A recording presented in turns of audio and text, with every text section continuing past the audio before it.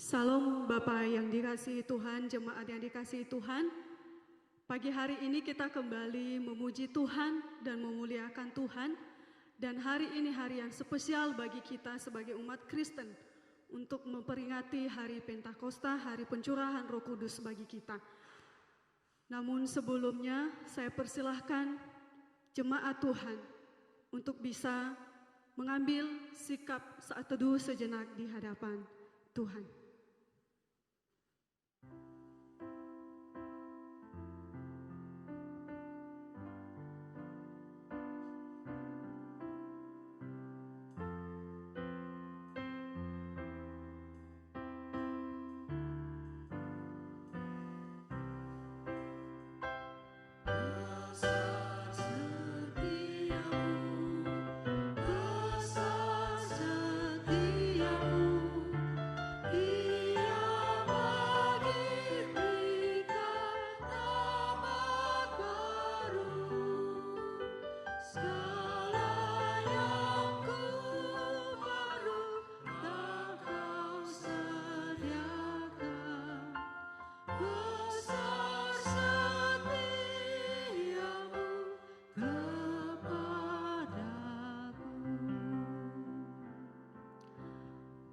Pertolongan kita adalah dalam nama Allah yang menciptakan langit dan bumi. Damai sejahtera dari Allah Bapa, Putra dan Roh Kudus menyertai kita. Amin.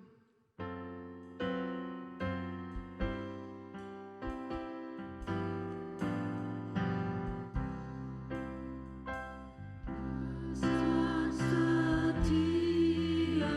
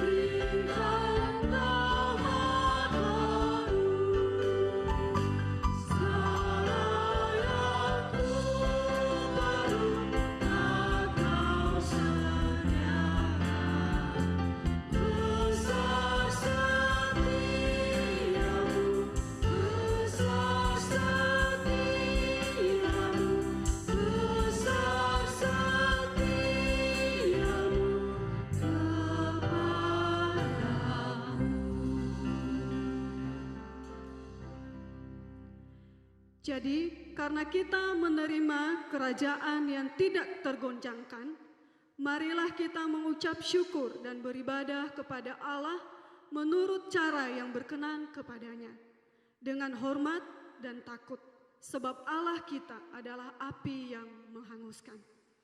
Mari kita mengakui dosa kita di hadapan Tuhan, namun Bapak Ibu jemaat yang dikasihi Tuhan, untuk bisa duduk kembali. Kita mau mengakui dosa kita di hadapan Tuhan. Kita tahu bahwa 1 minggu yang telah kita lewati, begitu banyak pelanggaran kita, begitu banyak dosa kita, lewat perkataan kita, pikiran kita, tindakan kita yang menyakiti hati Tuhan. Mari kita mau mengaku dosa di hadapan Tuhan. Namun sebelumnya kita mau bernyanyi. Pengakuan dosa bukan dengan barang fana.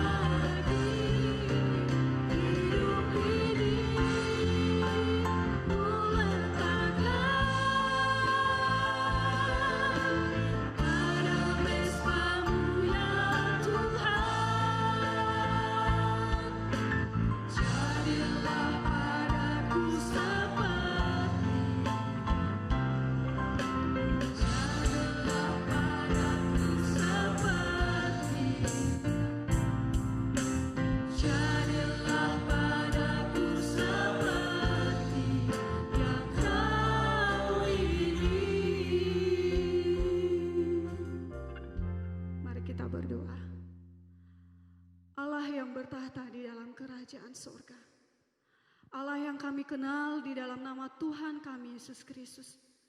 Terima kasih ya Tuhan, jikalau Engkau memberi kami kesempatan untuk pagi hari ini, untuk memuji Tuhan, untuk memuliakan Tuhan. Saat ini ya Tuhan, berikan kami perkenanan-Mu untuk menyembah Tuhan. Saat ini Tuhan, kami mau mengakui dosa kami di hadapan-Mu. Ampuni setiap kesalahan kami ya Tuhan. Ampuni setiap dosa yang kami lakukan di hadapan Tuhan. Lewat dari pikiran kami ya Tuhan. Lewat dari perkataan kami ya Tuhan. Terlebih-lebih tindakan kami yang tidak berkenan di hadapan Tuhan. Sucikan kami Yesus, kuduskan kami dari setiap pelanggaran dosa yang telah kami lakukan di hadapan Tuhan. Hanya di dalam anak-Mu Yesus Kristus kami berdoa dan memohon pengampunan. Haleluya. Amin. Saat ini kita mau mendengarkan berita anugerah di mana Tuhan telah mengampuni kita. Tuhan telah memberikan kita kasih karunia-Nya. Sebab di dalam Dia dan oleh darah-Nya kita beroleh penebusan, yaitu pengampunan dosa. Menurut kekayaan, kasih, dan karunia-Nya. Efesus pasal 1 ayat 7. Dan mari persilahkan Bapak Ibu, saya persilahkan untuk bangkit berdiri kembali. Kita mau mendengarkan petunjuk hidup baru. Tetapi penghibur, yaitu Roh Kudus yang akan diutus oleh Bapa dalam namaku, Dialah yang akan mengajarkan segala sesuatu kepadamu dan akan mengingatkan kamu akan semua yang telah kukatakan kepadamu. Yohanes 14 ayat 26. Saya persilakan untuk duduk kembali. Kita mau mendengarkan kebenaran firman Tuhan, di mana kebenaran firman Tuhan yang mengubahkan kehidupan kita untuk semakin serupa dengan Kristus. Kita mau memuji Tuhan. Peganglah tanganku, Roh Kudus.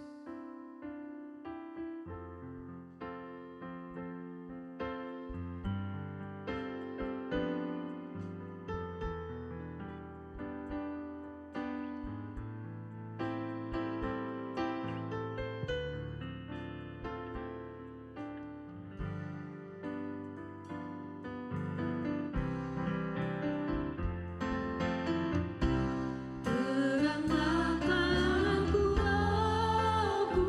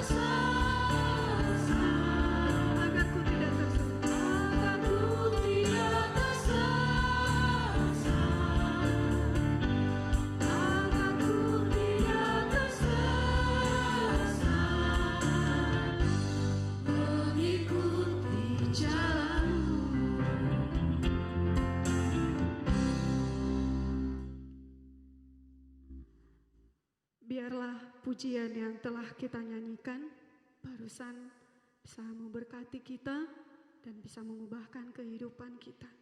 Dan terlebih kita mendengarkan kebenaran firman Tuhan.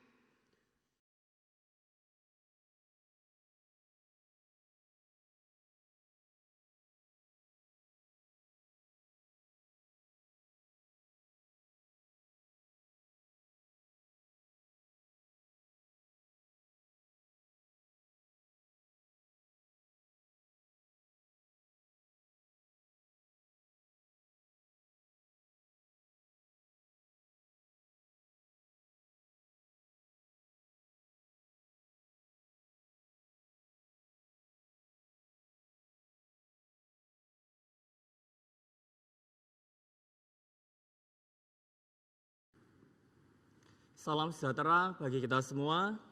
Hari ini kita memperingati hari Pentakosta, di mana Roh Kudus turun. Sebelumnya, mari kita berdoa. Mari kita berdoa.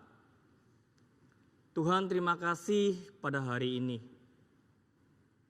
atas kesempatan yang Tuhan telah berikan, sehingga kami boleh bersama-sama kembali beribadah dengan saudara-saudara kami di rumah masing-masing. Berkati kami semua, bukan saja untuk mengerti, tetapi juga untuk melakukannya di dalam kehidupan kami sehari-hari. Kiranya firman-Mu menguatkan, menghibur, dan menegur kami semua. Di dalam nama Tuhan Yesus, Tuhan yang Juru Selamat kami telah berdoa. Amin. Saudaraku yang kasih dalam Tuhan, seperti yang saya sampaikan tadi bahwa kita memperingati hari Pentakosta, di mana Roh Kudus turun untuk menolong kita. Tema yang diberikan kepada saya adalah penolong telah datang. Penolong telah datang. Rekan-rekan yang terkasih dalam Tuhan, nama lain dari Roh Kudus adalah Roh Penghibur atau Roh Penolong. Mari kita membuka firman Tuhan di dalam kitab Yohanes pasal 14 ayat 16 hingga ayat 18 dan loncat ayat yang ke-26. Yohanes pasal 14 ayat 16 hingga 18 dan loncat ayat yang ke-26. Mari kita membuka Alkitab kita dan menyimaknya secara bersama-sama. Demikianlah bunyi firman Tuhan di dalam kitab Yohanes pasal 14 ayat 16. Aku akan meminta kepada Bapa dan ia akan memberikan kepadamu seorang penolong yang lain supaya ia menyertai kamu selama-lamanya, yaitu Roh kebenaran. Dunia tidak dapat menerima dia sebab dunia tidak melihat dia dan tidak mengenal dia. Tetapi kamu mengenal dia, sebab ia menyertai kamu dan akan diam di dalam kamu. Aku tidak akan meninggalkan kamu sebagai yatim piatu. Aku datang kembali kepadamu. Loncat ke ayat 26.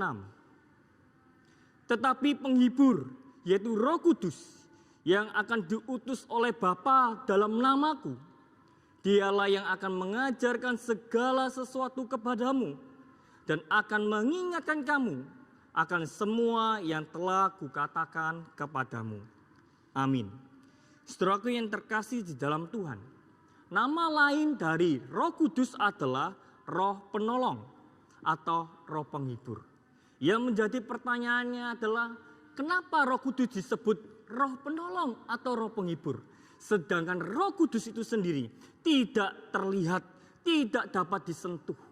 Bagaimana kita bisa mengetahui Roh Kudus telah menolong kita?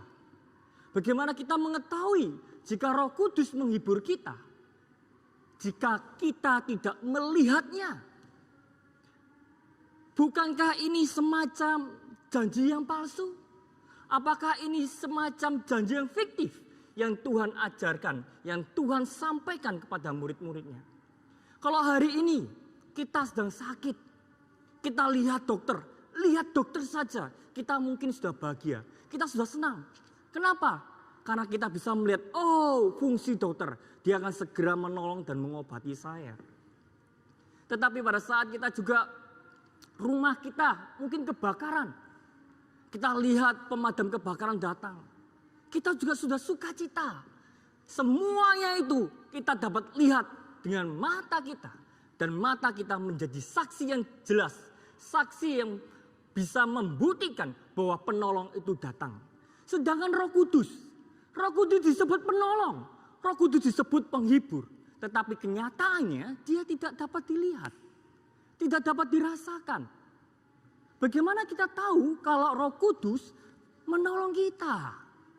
Bagaimana Roh Kudus menghibur kita? Dia tidak dapat dilihat.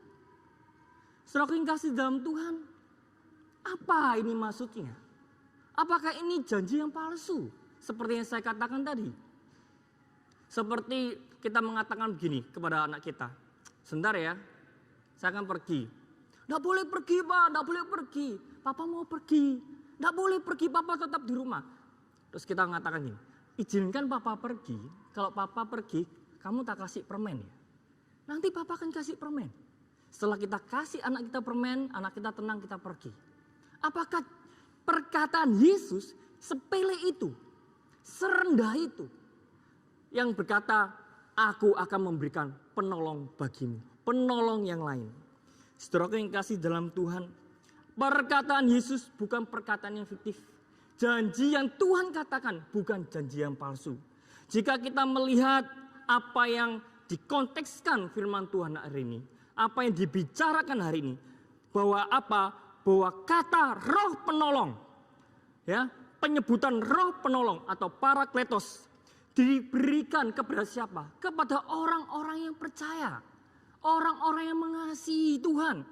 Bukan sebaliknya, bukan orang yang tidak percaya maka Tuhan berjanji berikan roh penolong. Tidak, roh penolong itu diberikan kepada siapa? Diberikan kepada orang-orang yang sudah mengasihi.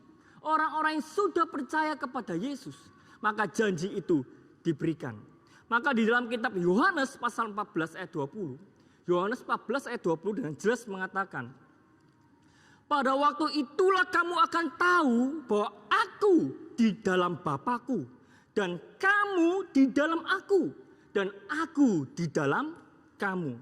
Saudaraku yang kasih dalam Tuhan, ini gambaran apa? Ini gambaran orang percaya. Gambaran apa? Gambaran orang yang mengasihi Tuhan. Gambaran apa? Gambaran seperti ranting dan pokok anggur. Ranting itu tidak akan bisa berbuat apa-apa jika dia di luar pokok anggur. Saudara yang kasih dalam Tuhan, ini gambaran yang utuh bahwa apa? Bahwa janji diberikan kepada siapa? Orang-orang percaya, orang-orang yang mengasihi Tuhan, orang-orang yang sungguh-sungguh di dalam Tuhan. Maka Tuhan berkata kepada murid-muridnya, aku akan memberikan roh penolong yang lain. Saudara yang kasih dalam Tuhan, orang-orang yang percaya, orang-orang yang mengasihi Yesus diminta untuk menunjukkan jika engkau betul-betul percaya, jika engkau betul-betul mengasihinya. Tunjukkan. Karena roh penghibur, roh penolong diberikan kepada orang-orang percaya. Diberikan pada orang-orang yang mengasihi. Bagaimana Anda membuktikan kalau Anda betul-betul mengasihi Tuhan? Bagaimana kita dapat membuktikan jika kita adalah orang-orang yang percaya? Yohanes 14 ayat 21 mengatakan dengan jelas. Apa yang dikatakan? Firman Tuhan. Yohanes 14 ayat 21. Yang dikatakan adalah barang siapa memegang perintahku dan melakukannya. Memegang perintahku dan melakukannya. Dialah yang mengasihi aku. Dialah yang mengasihi aku. Bagaimana kita bisa mengasihi Tuhan? Bagaimana kita bisa percaya pada Tuhan? Dengan membuktikan dengan cara apa? Dengan cara dua kata perintah di sini. Memegang dan melakukannya. Saudara yang kasih dalam Tuhan. Kata memegang di sini menggunakan bahasa Yunani ekho. Ya, ekho. Kata memegang ini menggambarkan apa? Menggambarkan keyakinan kepada setiap kalimat yang Yesus perintahkan. Setiap kalimat yang Yesus ajarkan. Sehingga engkau meyakini apa yang Yesus ajarkan. Apa yang tertulis dalam firman Tuhan, engkau betul-betul memilikinya. engkau betul-betul memegangnya. Nah, saudaraku yang kasih dalam Tuhan, ini menggambarkan sebuah keyakinan bahwa apa? Bahwa aku percaya kepada Yesus. Aku percaya kepada firman-Nya dan aku mengasihinya. Maka firman Tuhan di dalam Yohanes 14 ayat 21, engkau percaya? Ya. Apakah engkau mengasihi? Ya. Apa buktinya? Engkau memegang dan melakukan firman Tuhan. Saudara yang kasih dalam Tuhan, memegang, memiliki firman Tuhan dan melakukannya adalah dua hal yang tidak terpisahkan. Begitu erat, begitu melekat satu sama lain. Maka dari itu, kalau kita mengatakan, aku percaya kepada Yesus, aku mengasihi Yesus, tetapi kita tidak melakukan firman-Nya, kita tidak melakukan apa yang dikatakan oleh Yesus, maka saya mengatakan itu adalah sebuah kebodohan. Kebodohan yang penuh dengan dusta. Maka firman Tuhan dengan jelas, orang yang demikian adalah orang apa? Orang yang berdusta. Orang yang berbohong, orang yang tidak sungguh-sungguh percaya, tidak mengasihi Tuhan. Saudara yang kasih dalam Tuhan, iman itu perlu dibuktikan. Orang-orang yang tidak dapat membuktikan iman, Yakobus dengan jelas mengatakan, Yakobus 2 ayat 26. Saya akan membacakan bagi kita semua kitab Yakobus pasal 2 ayat 26. Sebab seperti tubuh tanpa roh adalah mati, demikian jugalah iman tanpa perbuatan-perbuatan adalah mati. Saya ulangi sekali lagi. Yakobus pasal 2 ayat 26. Sebab seperti tubuh tanpa roh adalah mati, demikian jugalah iman tanpa perbuatan-perbuatan adalah mati. Apa maksud firman Tuhan ini, saudara? Apa maksudnya? Iman yang tidak terlihat digambarkan seperti apa? Seperti roh yang tidak terlihat. Tubuh tanpa roh adalah mati. Iman tanpa perbuatan adalah mati. Roh tidak terlihat, iman juga tidak terlihat. Tetapi bagaimana kita membuktikan bahwa roh itu ada? Bagaimana kita membuktikan roh itu ada dalam tubuh? Jawabannya adalah jika tubuh itu ada kehidupan. Jika tubuh itu ada aktivitas, jika tubuh itu bisa bergerak, jika tubuh itu ada kegiatan, jika tubuh itu melakukan sesuatu, melakukan tanda-tanda kehidupan, disitulah firman Tuhan mengatakan, di situ ada roh. Di situ ada roh, roh yang masih tinggal dalam tubuh. Begitu juga dengan iman. Iman tidak kelihatan. Bagaimana melihatkannya? Jawabannya dengan perbuatan-perbuatan. Maka iman tanpa perbuatan ibaratnya mati. Seperti tubuh tanpa roh adalah mati. Saudaraku yang kasih di dalam Tuhan, hal ini yang penting sekali. Bahwa Yesus mengatakan dengan jelas, engkau hari ini percaya kepadaku? Ya. Hari ini engkau mengasihi aku? Ya. Buktikan. Caranya apa Tuhan? Caranya lakukanlah firman-Ku. Kasihilah sesamaku. Kenapa ini begitu penting? Jawabannya adalah karena iman tanpa perbuatan adalah mati. Seperti roh tidak ada dalam tubuh adalah mati. Saudaraku yang kasih dalam Tuhan, di tengah tuntutan untuk membuktikan. Untuk membuktikan apa? Apakah engkau betul-betul mengasihiku? Apakah engkau betul-betul menjadi orang yang percaya kepadaku? Buktikan. Di tengah-tengah tuntutan itu, di dalam konteks yang kita baca, dalam konteks Yohanes pasal 14 ini, Tuhan berkata, ada kalimat yang membuat mereka berpikir begitu tajam. Kalimat itu apa? Tuhan, engkau menuntut aku untuk membuktikan jika aku mengasihimu. Jika aku percaya kepadamu. Tetapi engkau berkata Tuhan, tidak lama lagi. Tidak lama lagi aku bersama-sama denganmu. Tidak lama lagi. Tuhan engkau mau kemana? Tuhan engkau kemana? Kemana aku pergi engkau tidak dapat ikut. Tambah bingung saudara. Tuhan engkau menuntut kami. Engkau menyuruh kami untuk membuktikan jika aku orang yang percaya kepadamu. Tetapi Tuhan engkau tidak lagi bersama-sama dengan kami. Engkau akan mati, engkau akan bangkit, setelah itu naik ke surga. Saudara yang kasih dalam Tuhan, selama ini saya punya iman. Iman yang melihat, bukan iman yang berdasarkan tidak melihat. Tapi iman yang berdasarkan melihat. Melihat apa? Melihat Yesus. Melihat apa? Melihat pekerjaannya yang dilakukan di depan mata saya. Saya menjadi saksi apa yang dilakukan oleh Yesus. Maka dari itu saya percaya. Jika ada badai, tenang. Tenang. Saya tinggal membangunkan Yesus. Guru bangun. Badai. Maka Yesus turun dari tempat tidurnya. Mungkin semacam kursi atau papan untuk tidur. Setelah itu dia berdiri. Dia bilang, hai angin, hai badai, berhentilah. Seketika itu berhenti. Jika kita bingung memberi makan, waduh ini bagaimana? 5.000 orang. Tempat yang terpencil dan begitu jauh. Tenang, ada 5 roti dan 2 ikan. Saya serahkan kepada Yesus. Yesus tinggal berdoa, semuanya selesai. Saudara yang kasih dalam Tuhan, begitu banyak keajaiban-keajaiban yang Tuhan ajarkan. Orang buta melihat, orang lumpuh berjalan, orang kerasukan dibebaskan. Saudara aku kasih dalam Tuhan, aku melihat Yesus melakukannya, maka aku percaya. Engkau menuntunku, engkau memberikan aku contoh. Supaya apa? Supaya aku bisa membuktikan kalau aku betul-betul mengasihimu. Membuktikan kalau aku betul-betul percaya kepadamu. Tetapi engkau berkata apa? Tidak lama lagi. Tidak lama lagi. Tidak lama lagi apa? Tidak lama lagi aku bersama-sama dengan kamu.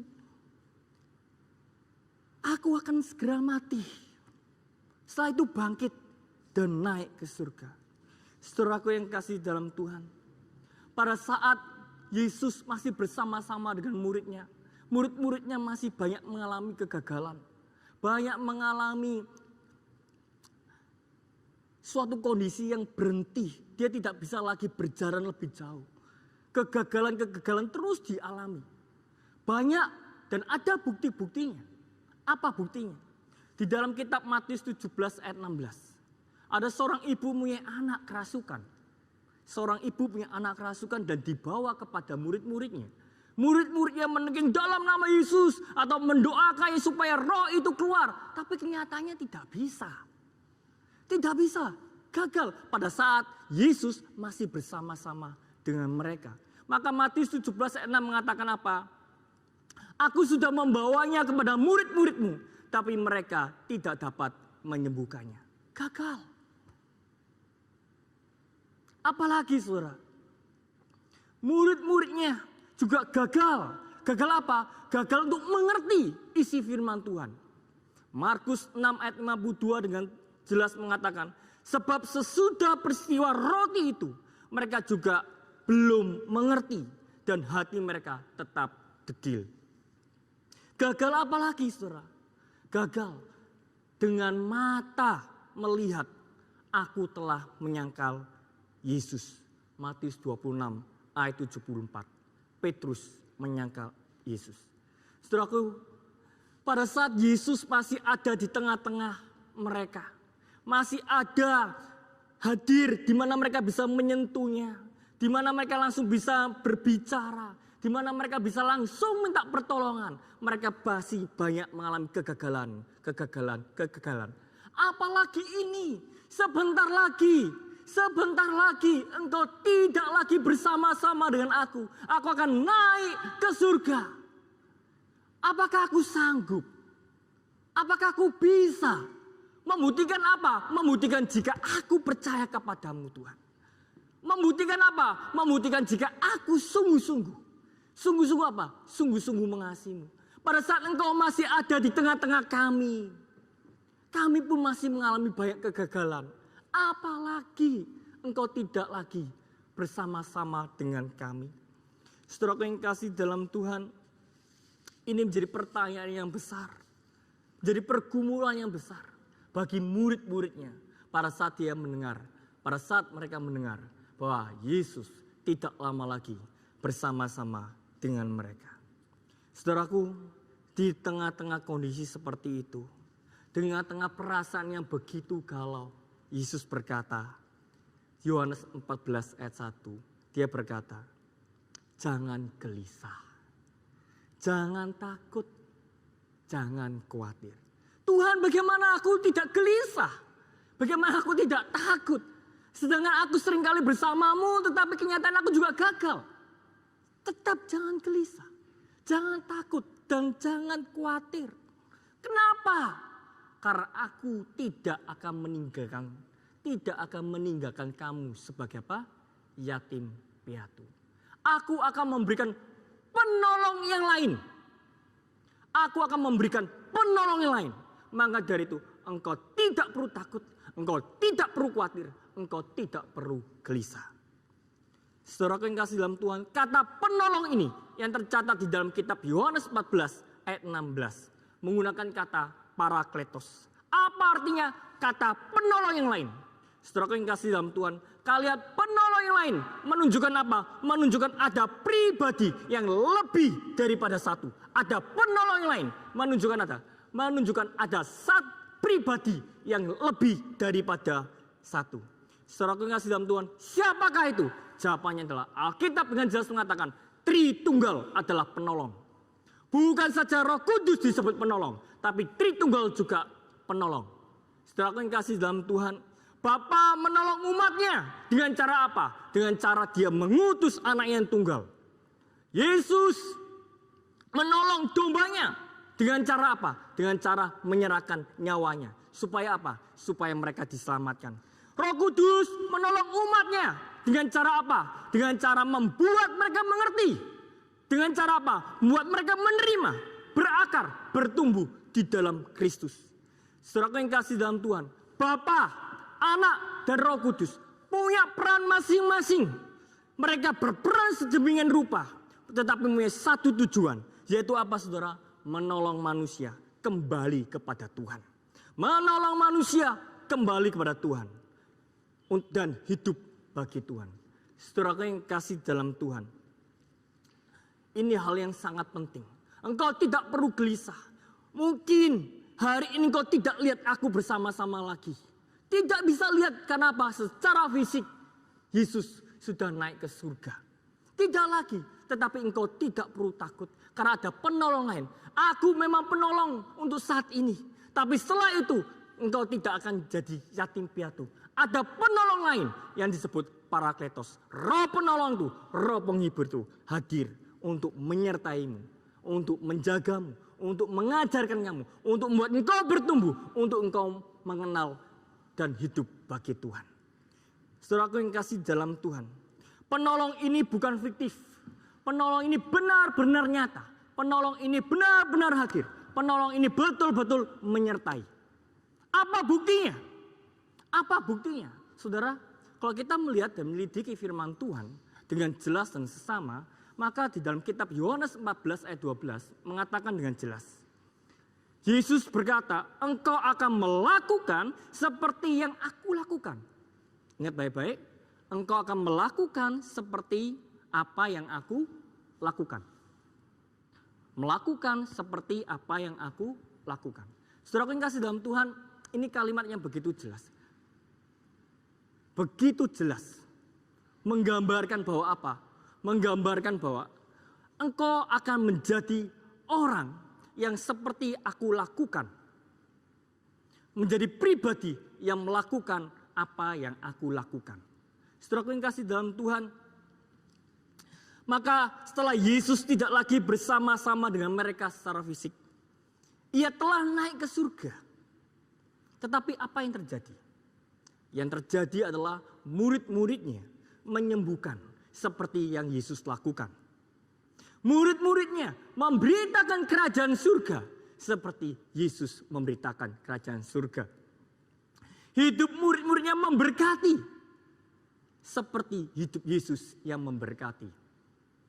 Bahkan murid-murid Yesus mengalami penganiayaan, mengalami penderitaan yang luar biasa. Tetapi mereka sampai ke satu titik dalam hidup mereka yang harus berakhir. Mereka tidak menyangkal nama Yesus. Persis seperti yang Yesus lakukan. Dia mengakhiri hidupnya di atas kayu salib untuk menjalankan misi yang Tuhan, yang Bapa berikan di dalam hidup Kristus.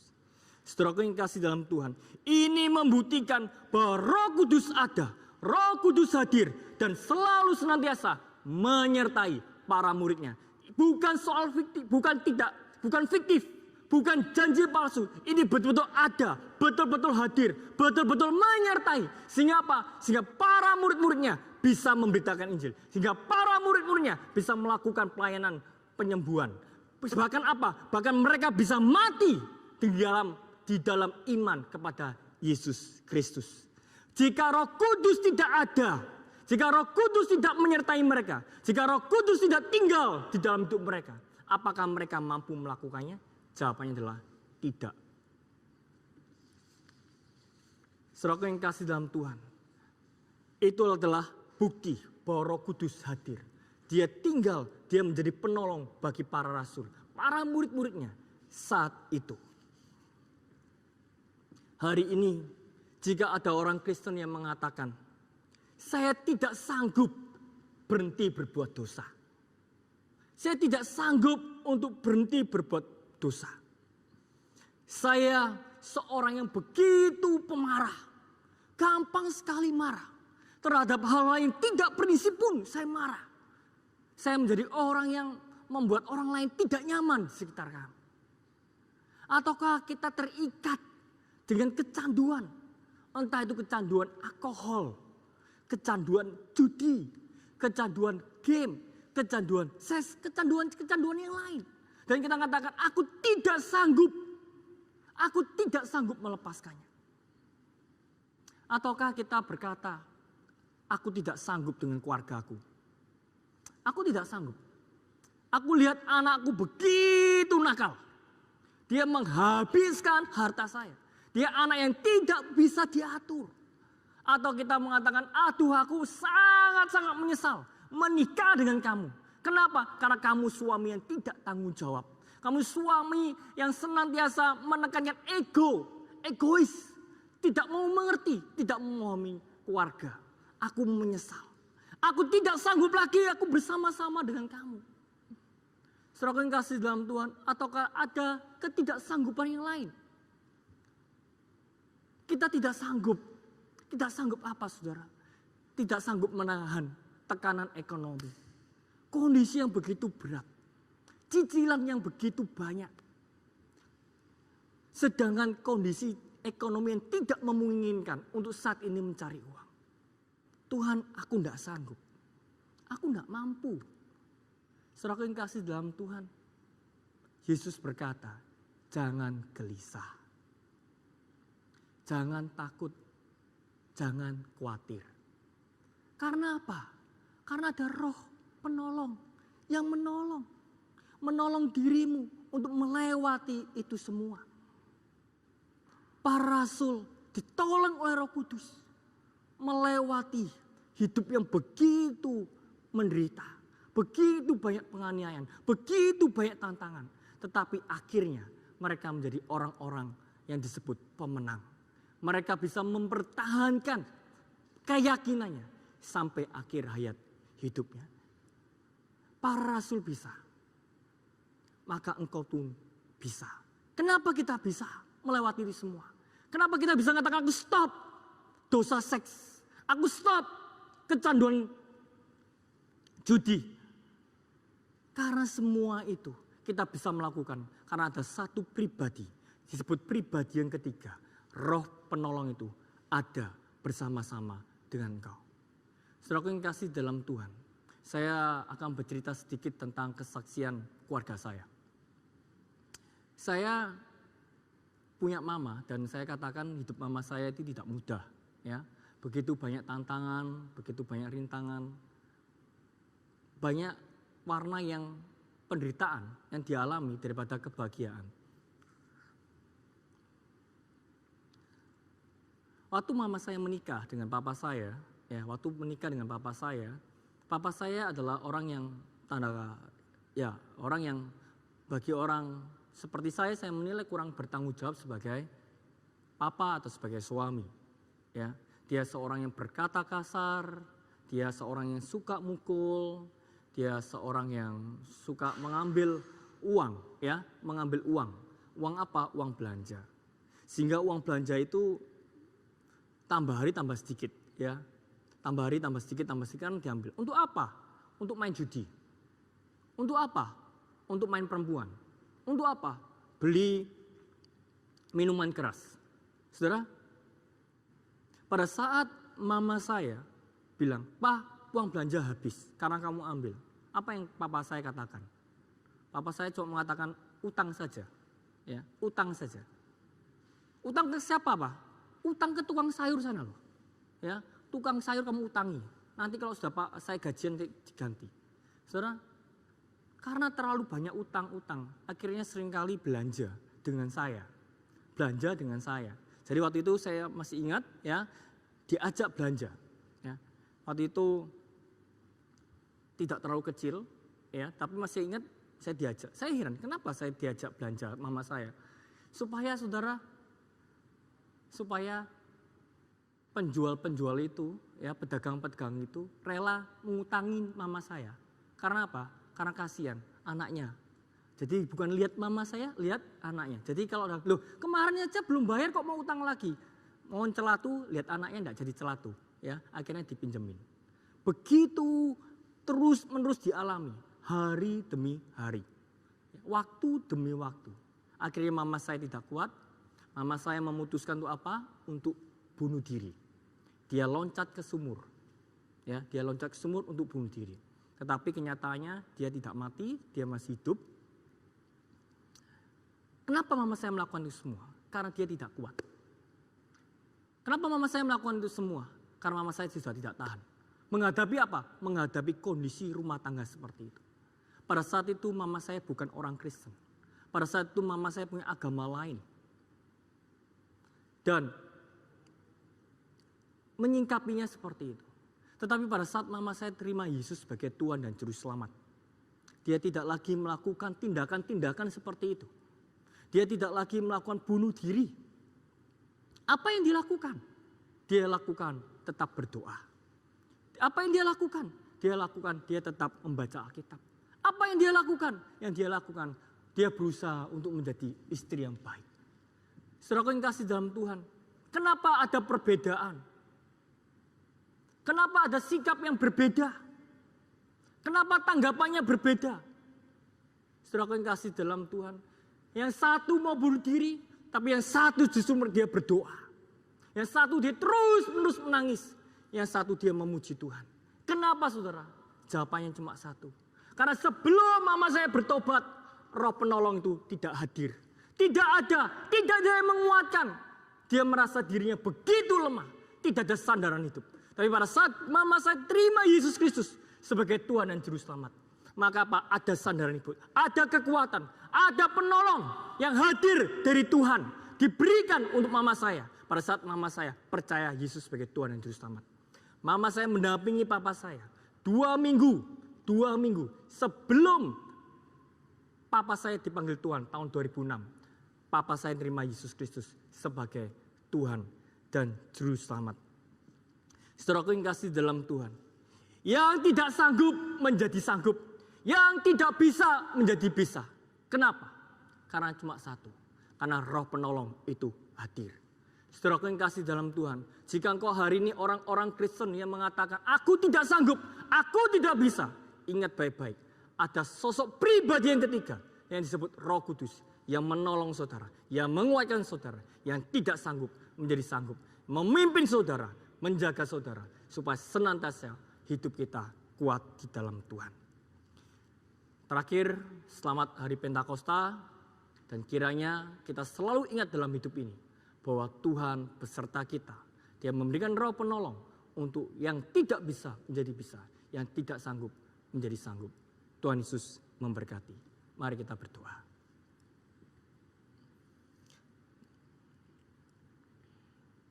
Bapa kami di dalam kerajaan surga.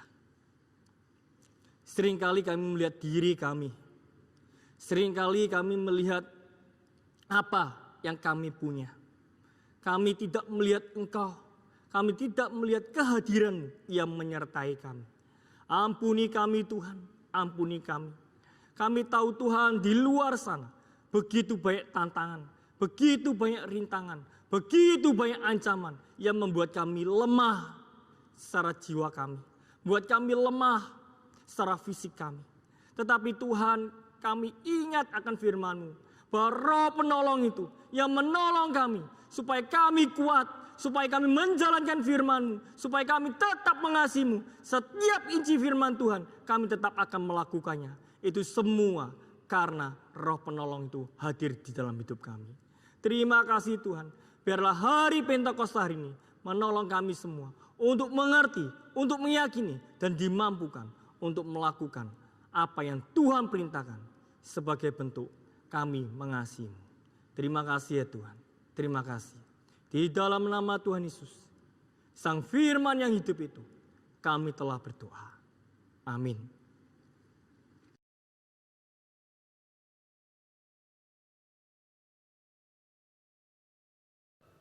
Shalom jemaat Tuhan, lagu yang akan kami persembahkan adalah lagu yang menguatkan kita semua bahwa api Roh Kudus harus tetap menyala dalam hidup kita. Ku rasakan nyala api dalam hatiku.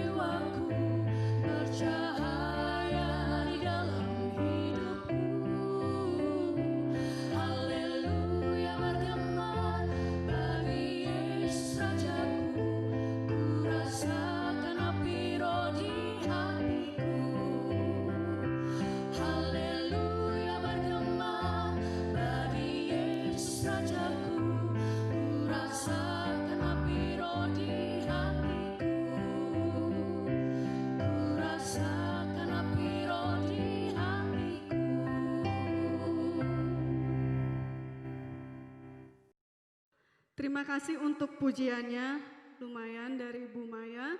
Dan saat ini saya persilahkan jemaat Tuhan untuk bisa bangkit berdiri. Kita mau mengakui pengakuan iman rasuli kita di hadapan Tuhan. Aku percaya kepada Allah, Bapa yang Maha Kuasa, Khalik langit dan bumi, dan kepada Yesus Kristus, anaknya yang tunggal Tuhan kita, yang dikandung daripada Roh Kudus, lahir dari anak darah Maria, yang menderita sengsara di bawah pemerintahan Pontius Pilatus, disalibkan, mati dan dikuburkan, turun ke dalam kerajaan maut, pada hari yang ketiga, bangkit pula dari antara orang mati, naik ke surga, duduk di sebelah kanan Allah, Bapa yang Maha Kuasa. Aku percaya kepada Roh Kudus, gereja yang kudus dan am, persekutuan orang kudus, pengampunan dosa, kebangkitan tubuh, dan hidup yang kekal. Amin. Kita mau memberikan persembahan. Saya persilahkan jemaat Tuhan untuk bisa duduk kembali. Kita mau memberikan yang terbaik bagi Tuhan. Sebagian berkat kita mau mengembalikan sama Tuhan. Kita mau memuji Tuhan. Bawalah persembahanmu. Dan jangan lupa Bapak Ibu bisa mentransfer persembahannya. Di bawah ini ada nomor rekening dan juga bisa langsung diantar ke gereja. Bawa persembahanmu dalam rumah Tuhan dengan rela hatimu, janganlah jemu. Bawa persembahanmu, bawa dengan suka, bawa persembahanmu, tanda sukacitamu, bawa persembahanmu, ucaplah syukur. Rahmat Tuhan padamu tidak tertandingi oleh apa saja pun dalam dunia. Kasih dan karunia sudah kau terima. Bawa persembahanmu, tanda sukacitamu, bawa persembahanmu, ucaplah syukur.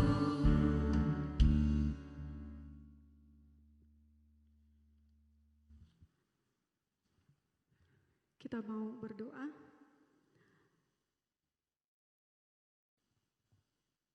Tuhan Allah yang bertata dalam kerajaan sorga, terima kasih ya Tuhan untuk berkat-Mu yang telah kami terima. Dan saat ini Tuhan telah kami memberikan yang terbaik bagi Tuhan. Biarlah persembahan kami Tuhan menjadi kemuliaan Bapa, menjadi kemuliaan nama-Mu di atas kerajaan sorga. Dan biarlah setiap para majelis gereja yang mengelola keuangan ini boleh dikelola dengan baik, seturut dengan kehendak Bapa di atas kerajaan sorga. Dan kami juga mau berdoa ya Tuhan untuk bangsa dan negara kami, di mana bangsa kami saat ini Tuhan telah tergoncangkan oleh adanya virus corona. Namun kami percaya bahwa kehidupan kami ada di dalam tangan Tuhan. Biarlah dengan adanya virus corona ya Tuhan, kami semakin hari semakin lebih mendekatkan diri di hadapan Tuhan, semakin lebih hidup berkenan di hadapan Tuhan. Dan berkati setiap perawat, dokter yang melayani di rumah sakit ya Tuhan.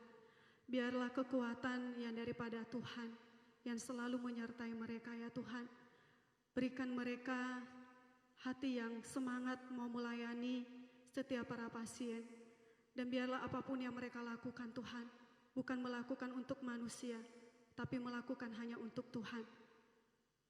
Karena mereka mengutamakan Engkau di dalam kehidupan mereka. Kami juga mau berdoa Tuhan untuk para yang sudah terjangkit virus corona ini. Biarlah Tuhan berikan mereka penghiburan yang datang daripada Tuhan itu sendiri. Biarlah Roh Kudus Tuhan sendiri yang berkarya di dalam hati mereka ya Tuhan.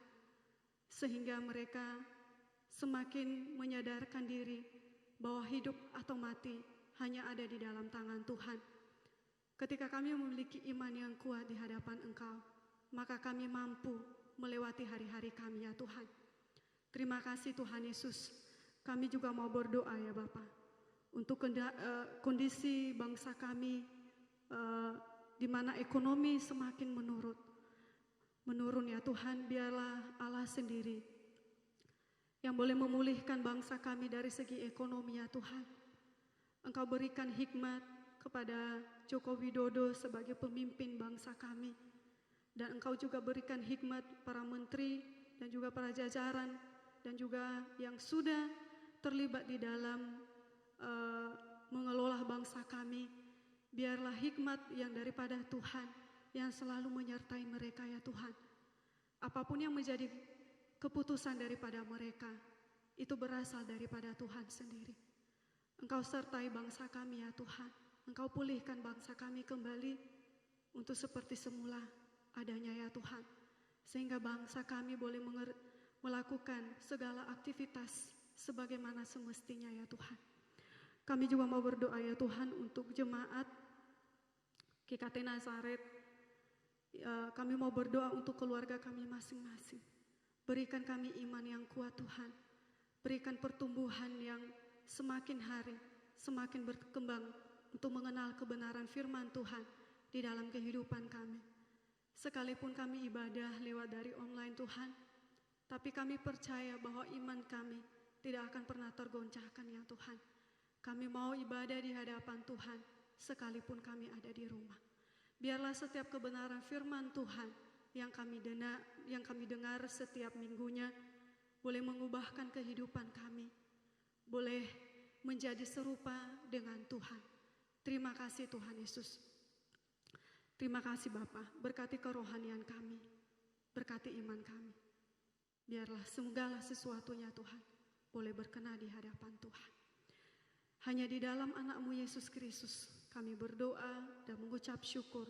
Haleluya. Amin. Saya persilahkan jemaat Tuhan untuk bisa bangkit berdiri. Segala pujian dan hormat hanya bagi Allah Bapa.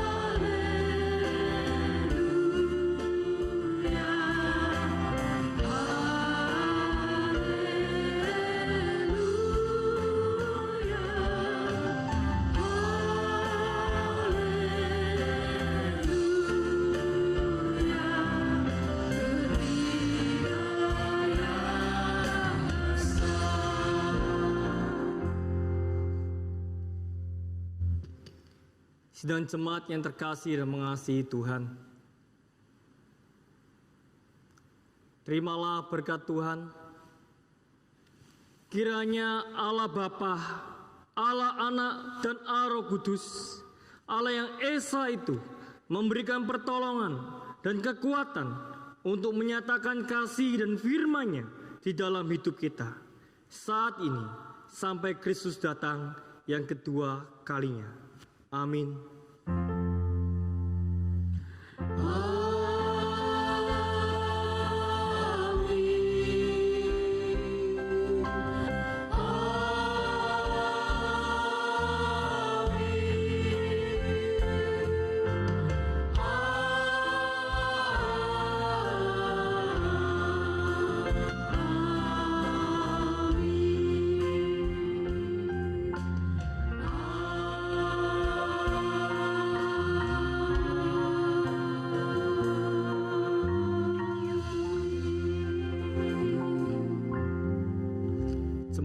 Silakan duduk, silakan mengambil satu teduh. Kebaktian Pentakosta telah selesai.